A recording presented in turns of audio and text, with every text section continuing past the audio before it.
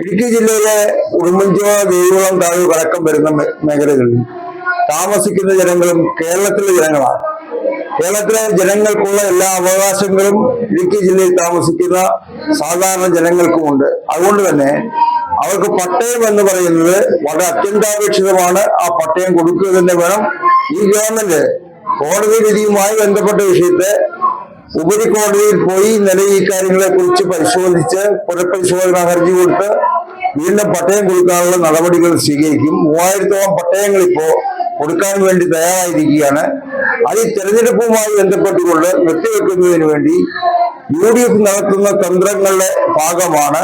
UDF നേരിട്ടല്ല case കൊടുക്കുന്നതെങ്കിലും അവരെ കപട പരിസ്ഥിതിവാദികളെയും മറ്റുള്ളവരെയും വെച്ചുകൊണ്ട് കൊടുക്കുന്ന അത് തടസ്സപ്പെടുത്താൻ വേണ്ടി നടത്തുന്ന പരിശ്രമത്തിന്റെ ഭാഗമാണ്.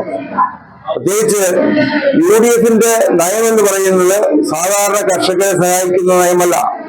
കാർബൺ ഫണ്ടെല്ലാം കൈപ്പറ്റിക്കൊണ്ട് ഈ ഇടുക്കി ജില്ലയെ കുടിയിറക്കണം എന്നുള്ള വാദം ഉന്നയിക്കുന്ന ആളുകളാണ് ഇടുക്കി MP-യും അതേപോലെ UDFന്റെ നേതാക്കന്മാരും. അവരുടെ തന്ത്രങ്ങളാണ് ഇപ്പൊ ഹൈക്കോടതിയിൽ താൽക്കാലികമായി വിജയിച്ചിട്ടുള്ളത്.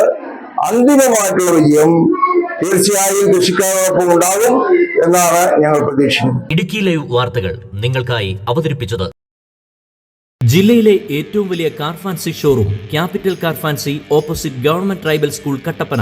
അത്യാധുനിക ടെക്നോളജിയിൽ wheel alignment and wheel balancing, വിദഗ്ധരായ ടെക്നീഷ്യൻസ്മാരുടെ സേവനം, ഏറ്റവും വിലക്കുറവിൽ Indian and imported tyres, music system, seat cover, power window, rexine, floor മാറ്റുകൾ തുടങ്ങി എല്ലാവിധ ആക്സസറീസുകളും.